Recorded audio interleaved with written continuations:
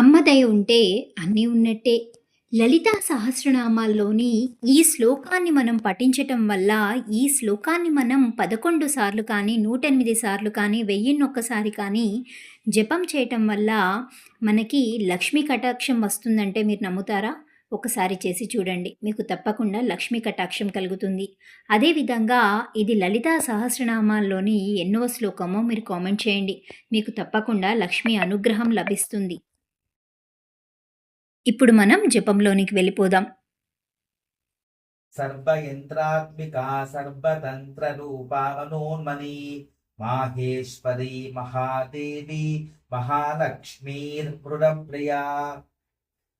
సర్వయంత్రాత్మికా సర్వతంత్ర Roopa Manonmani Maheshwari Mahadevi మహాలక్ష్మీర్మృడప్రియా. సర్వయంత్రాత్మికా సర్వతంత్ర Roopa Manonmani Maheshwari Mahadevi మహాలక్ష్మీర్మృడప్రియా.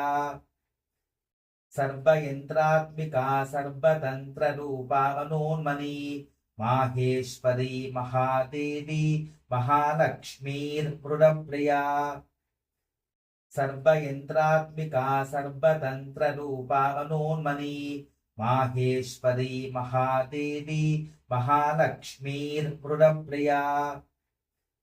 సర్వయంత్రాత్మికా సర్వతంత్ర Roopa Manonmani Maheshwari Mahadevi మహాలక్ష్మీర్మృడప్రియా. సర్వయంత్రాత్మికా సర్వతంత్ర Roopa Manonmani Maheshwari Mahadevi మహాలక్ష్మీర్మృడప్రియా. సర్వయంత్రాత్మికా సర్వతంత్ర Roopa Manonmani Maheshwari Mahadevi మహాలక్ష్మీర్మృడప్రియా. సర్వయంత్రాత్మికా సర్వతంత్ర Roopa Manonmani Maheshwari Mahadevi మహాలక్ష్మీర్మృడప్రియా. సర్వయంత్రాత్మికా సర్వతంత్ర Roopa Manonmani Maheshwari Mahadevi మహాలక్ష్మీర్మృడప్రియా.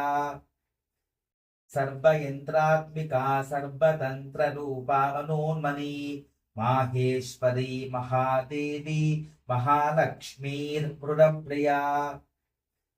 సర్వయంత్రాత్మికా సర్వతంత్ర Roopa Manonmani Maheshwari Mahadevi మహాలక్ష్మీర్మృడప్రియా.